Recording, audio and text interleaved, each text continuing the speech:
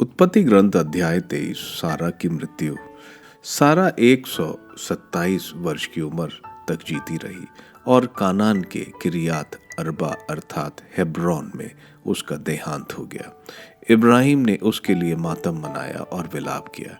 इसके बाद वह उठ खड़ा हुआ और मृतक को छोड़कर हितियों से बोला, मैं आपके यहाँ परदेसी और प्रवासी हूँ।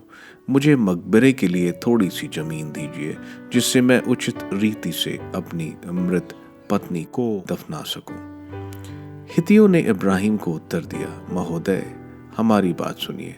आप हमारे बीच एक शक्ति संपन्न व्यक्ति हैं। अपनी मृत पत्नी को हमारे सर्वोत्तम समाधि स्थान में दफनाइए।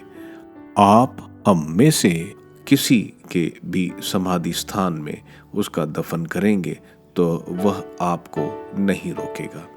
इब्राहिम ने उठकर देश के निवासियों हितियों को प्रणाम किया और उनसे कहा, यदि आप लोग मुझे अनुमति देना चाहते हैं कि मैं यहाँ अपनी मृत पत्नी को दफनाऊं तो मेरी बात मानिए और सोहर के पुत्र एफ्रोन से मेरे लिए यह निवेदन कीजिए कि वह मकपेला की गुफा मुझे दे दे। वह उसकी है और उसके खेत के किनारे है। वह पूरा पूरा दाम लेकर आपके सामने ही उसे मुझे दे दे, जिससे मैं उसे समाधि स्थान बना लूं। एफ्रोन भी हितियों के बीच में बैठा था।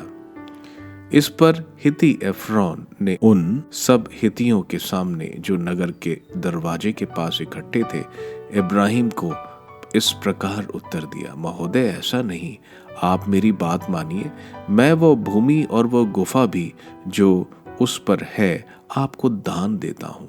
मैं अपनी जाति वालों के सामने आपको अपनी भूमि देता हूँ।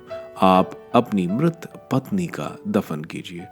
तब इब्राहिम ने देश के निवासियों को प्रणाम किया और देश के लोगों के सामने एफ्रोन से कहा, मेरी बात मानिए, मैं खेत का दाम चुकाऊंगा।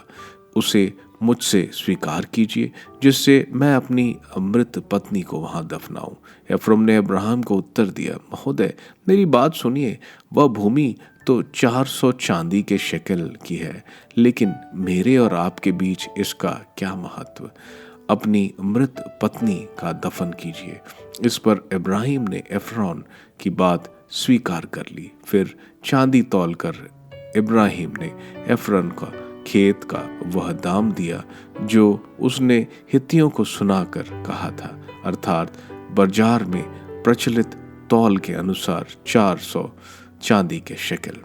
इस प्रकार नगर में फाटक पर एकत्र सब हितियों के सामने मकपेला में स्थित एफ्रोन की भूमि जो मामरे के पूर्व में है और उस भूमि सहित उस पर स्थित गुफा तथा भूमि पर के और उसके आसपास के सब वृक्ष, इस सारी भूमि का अधिकार इब्राहिम को मिल गया। इसके बाद इब्राहिम ने कानान देश के मामरे अर्थात हेब्रोन के पूर्व में मकपेला के खेत की उस गुफा में अपनी पत्नी सारा को दफनाया। इस प्रकार उसके निजी समाधि स्थान होने के निमित्त वह भूमि और उस पर स्थित वह गुफा हितियों के अधिकार से निकलकर इब्राहिम के हाथ आ गई।